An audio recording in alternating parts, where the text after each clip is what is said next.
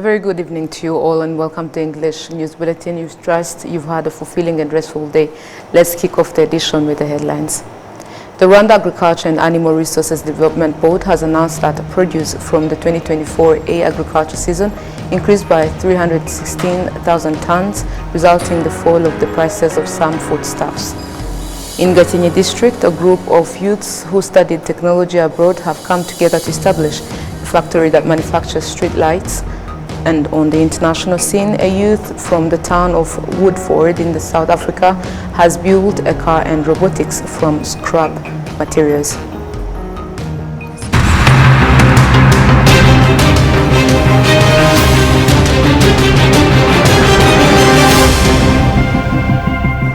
My name is Olive Nete. It's always a pleasure to have your company. Now let's go to the news in details. The Rwanda Agriculture and Animal Resources Development Board has announced that produce from the 2024 agriculture season increased by 316,000 tons, resulting in the fall of the prices of some of foodstuffs. This came about after an extraordinary meeting that brought together stakeholders from the agriculture sector in September last year, which took measures to address the issue of yields falling short. And these included the proper utilization of farmland that had been sitting idle and the use of quality industrial grade fertilizers and planting seeds, the employment of modern irrigation methods, especially in hilly areas, the preparation of terraces to fight soil erosion, and more. As a result of the reforms, the 2024 harvest yields jumped up by 7%, the most popular crops being maize and rice. To more news, in Gakenke district, a group of youths who studied technology abroad have come together to establish a factory that manufactures street lights. They chose to launch this initiative in their hometown to contribute to its development and enhance local infrastructure. Adam Squizera with more. Which is environmentally friendly. Inside the factory where these youth assembled the street lights, the electric machines and various pieces of equipment imported from abroad. Songa Josue explains that the lamps they produce are unique for their use of green lights, which is environmentally friendly. We use Philips lamps, which are among of the highest quality available on the market. We have never received any complaints from our clients. Additionally, our upcoming lamp projects incorporate technology that allows you to control the lamps from anywhere. In 2022, a group of young tech graduates launched a company named Manufacture Efforts and Grade Integrity in Gakenke district, focusing on assembling streetlights. They have now expanded their operations to import equipment and start manufacturing dot lamps. Songa Josue highlights their commitment to eco-friendly lighting solutions and a positive vision for the future. We are transitioning from assembling to manufacturing because we initially started with assembling.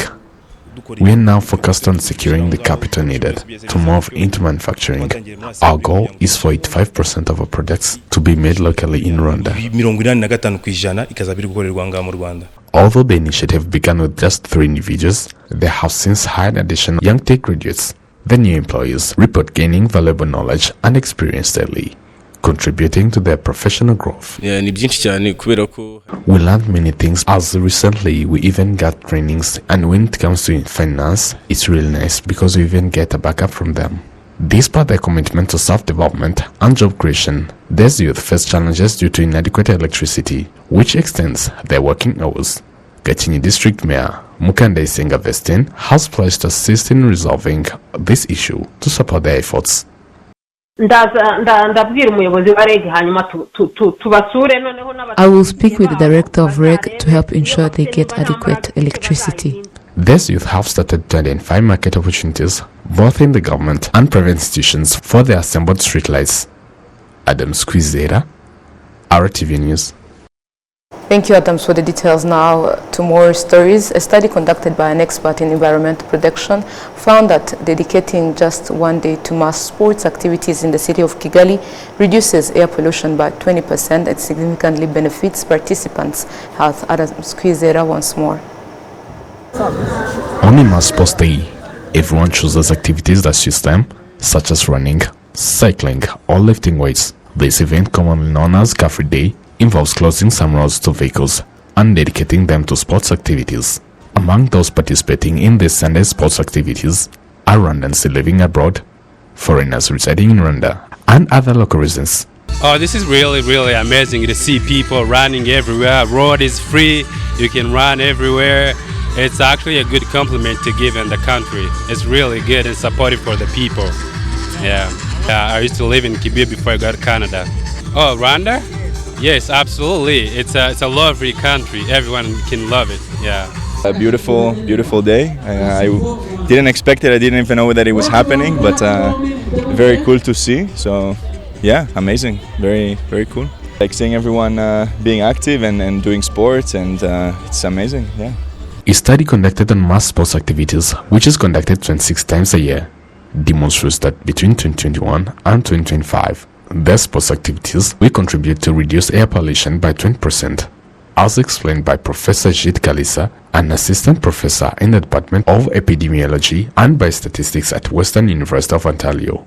Typical example, a single car-free day in Rwanda can reduce pollution up to 20%, which also have a lot of benefits, such as economic benefits, saving around 21 million of USD in terms of the cost they have been supposed to spend due to the diseases caused by air pollution. So those are the quick intervention which can be done. The study also reveals that 26 mass sport activities conducted annually could save nearly 1,000 disability-adjusted life years and prevent more than 600 hospital admissions. Additionally, these activities would help to avoid illnesses that would otherwise result in more than 3,300 lost working days.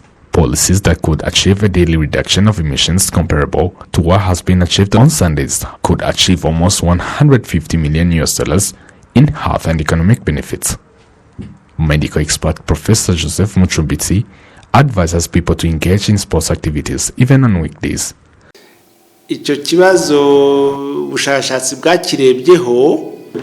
thing was highlighted in a study which found that benefits of participating in sports outweigh those of not engaging in physical activities. The city invested significantly in infrastructure to support our sports activities.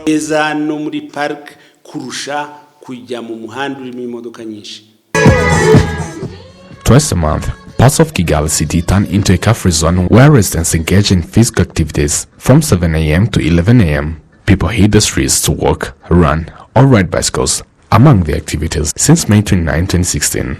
Adam Squizera, RwandaTV News.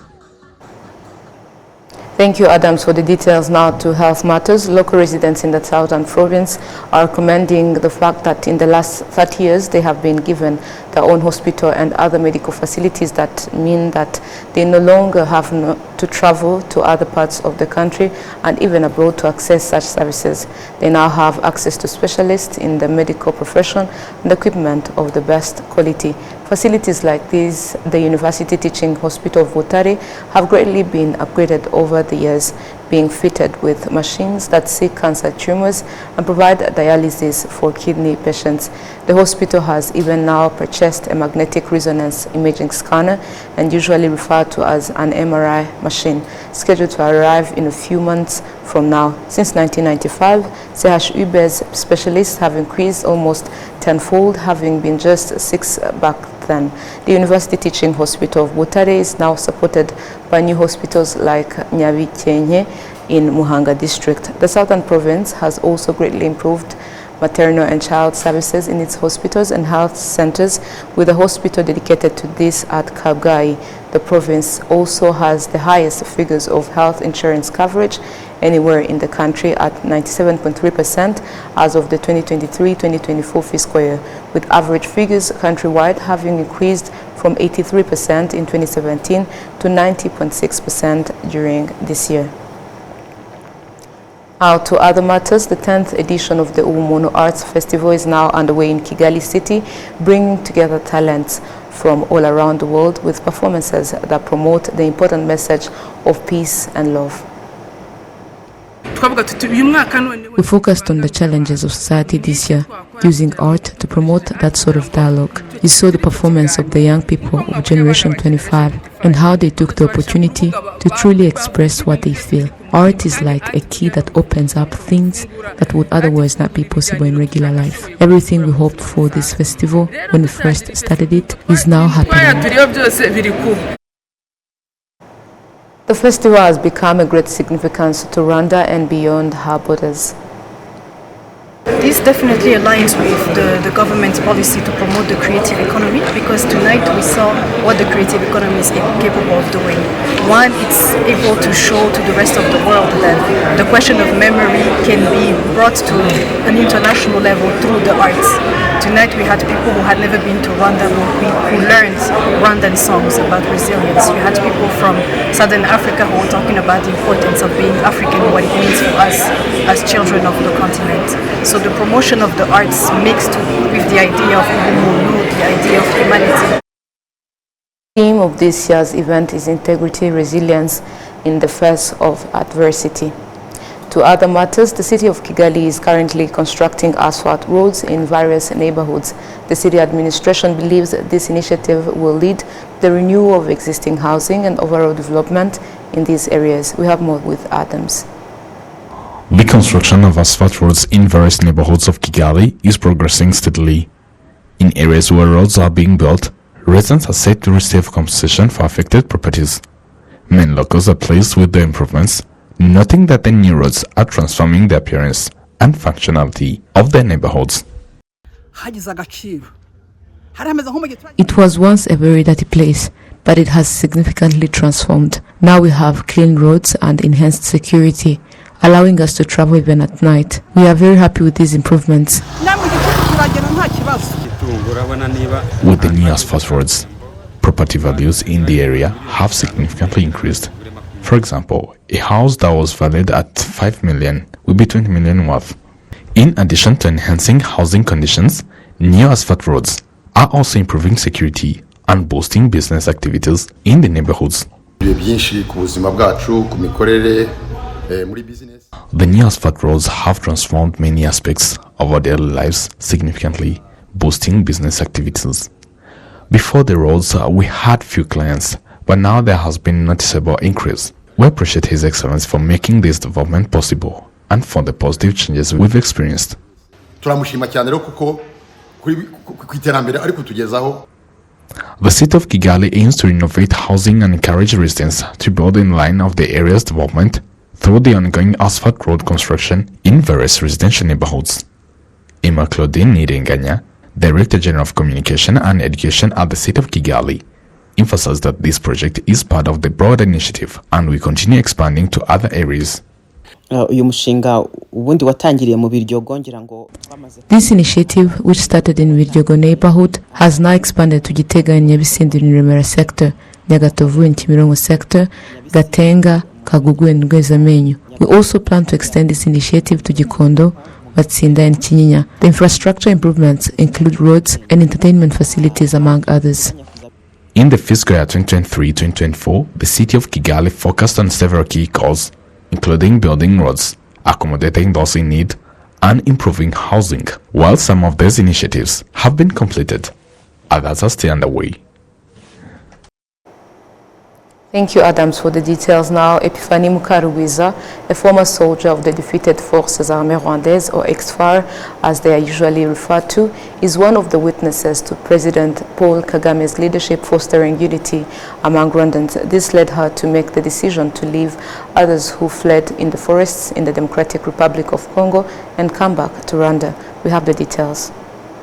In 1992, that is when Epiphanie Mukarugwiza joined the defeated Forces Armées Rwandaises, or ex-FAR. After studying basic medical courses, I saw other girls wearing military uniforms, and they looked good. I dropped out of school, and we were studying at Garama at that time. Then I joined the army in 1992. In the middle of 1994, the genocide started, and when it began, we fled to Congo.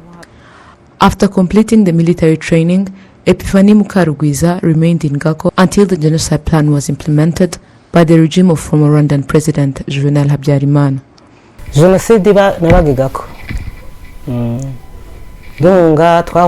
When the genocide started, I was living in Gako. When we first fled, we went to Kabgayi, where there were severe fights. During the night, we went to Bigogwe. We spent 3 weeks in Bigogwe, living in the college in Nyemeramihigo school near Rubavu. Then we fled without taking any belongings, not even cars or anything else.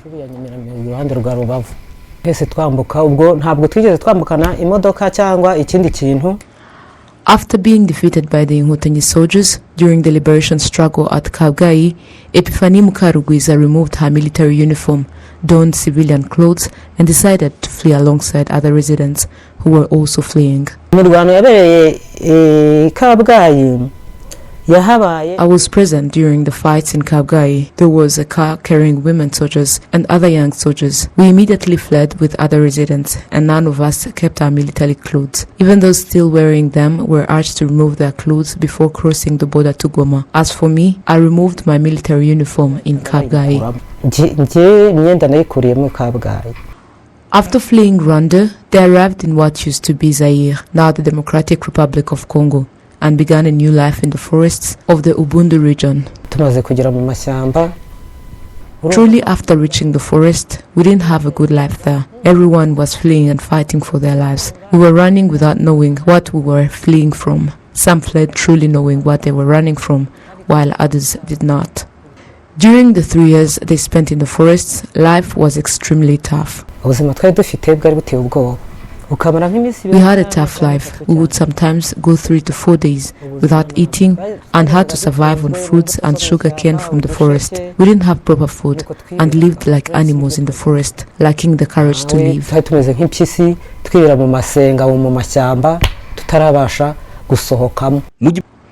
In 1998, assistance became available for those who wished to return home and separate themselves from individuals who had fled after committing atrocities during the genocide against the Tutsi. An airplane was sent to Kisangani to facilitate their return. When they brought vehicles to take us to the airport, I told others who were with me, can't we just take this plane and go back? Will you be able to walk 1,600 kilometers to Rwanda again? In Kisangani, the situation was challenging as it was difficult to persuade those who did not want to return home. Many feared doing so because they were implicated in the genocide against the Tutsi. Some people refused to come back to the country because they knew the atrocities they had committed. They hid among innocent people, moving from place to place. When it was time to return, we discovered that many of them were not among us, and we began to wonder why we had so many refugees, but we were seeing only a few. Those who were hiding knew what they were running from. Eventually, they were identified, and some of them were caught. Epifani Mukarugwiza praises President Paul Kagame's leadership for guiding them out of the forest and enabling them to work alongside others in rebuilding Rwanda.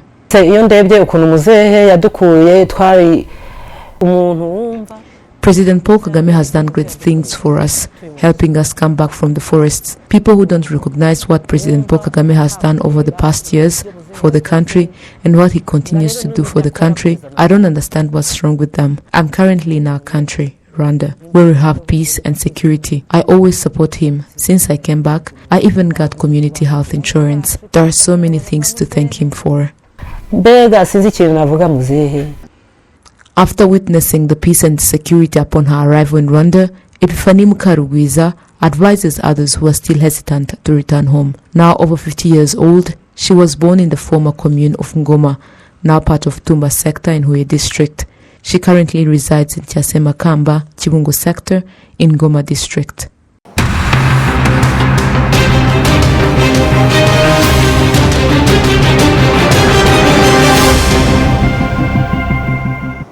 And on behalf of the technical and news production team, thank you for being part of today's broadcast. Have a fruitful week ahead.